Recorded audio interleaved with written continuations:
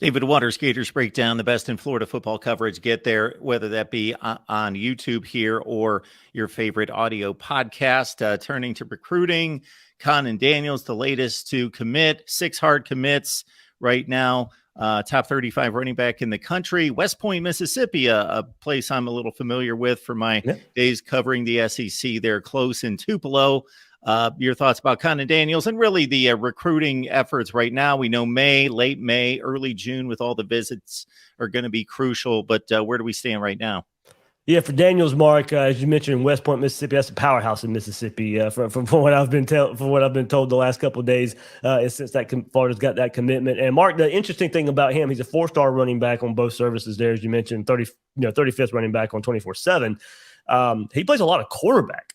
In a run heavy offense there for West Point. And Mark, the stats will just jump off the page at you. Last season, 203 carries, 2,027 yards, 10 yards a carry, 24 touchdowns. So they use him in a multitude of ways, mainly at quarterback, but he's played some running back. He's played some receiver where he'll slot, he'll motion in and take a handoff or whatever, but very convincing in his running. Once he sticks his foot in the dirt, he's runs with a lot of conviction.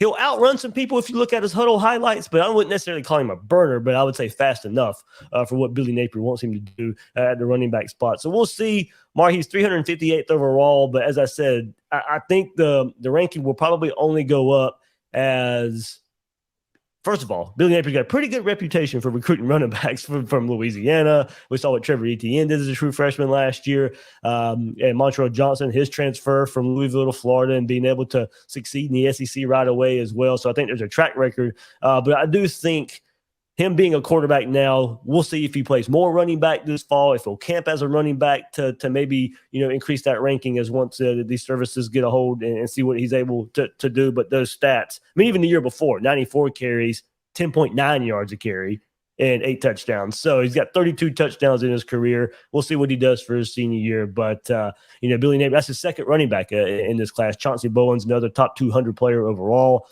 Gives Florida 2 running backs in this class. They'll probably be done at 2 running backs. Jarrett Gibson, the number 1 running back in the country.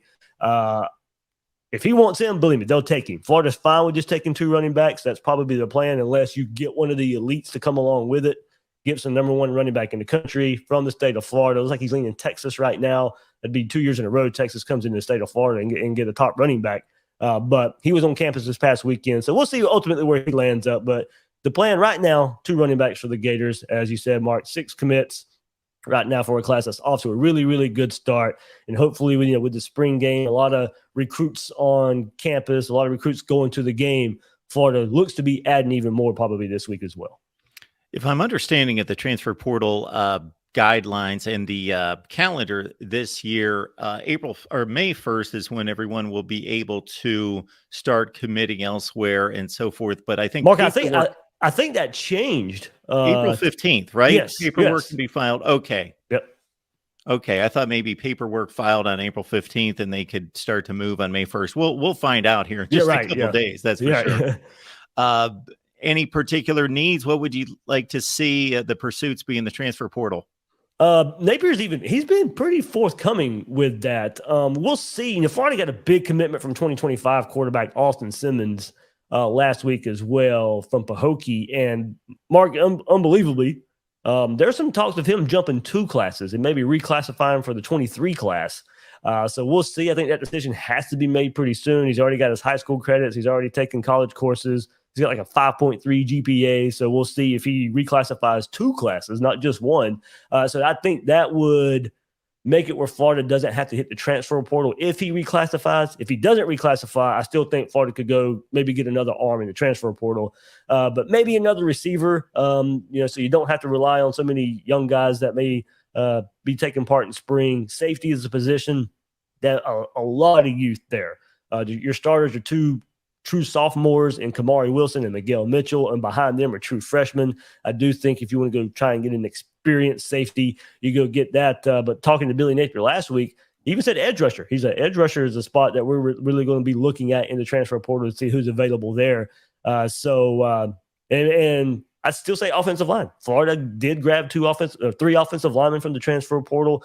the last transfer portal cycle. I still think Florida's in the running and could go get one or two more. As I said, they've been battling injuries this spring for the offensive line, but I think the moves were in the making already to go hit the transfer portal for some more offensive linemen. So I think Florida's going to be pretty busy, Mark, when this new transfer portal window opens up. Gators Breakdown, folks. That's the place to be for Florida football coverage. First and foremost, David Waters joining us again. It's Thursday night. Remember that, Thursday night for Florida football this week. David, appreciate you stopping by. Thanks, Mark.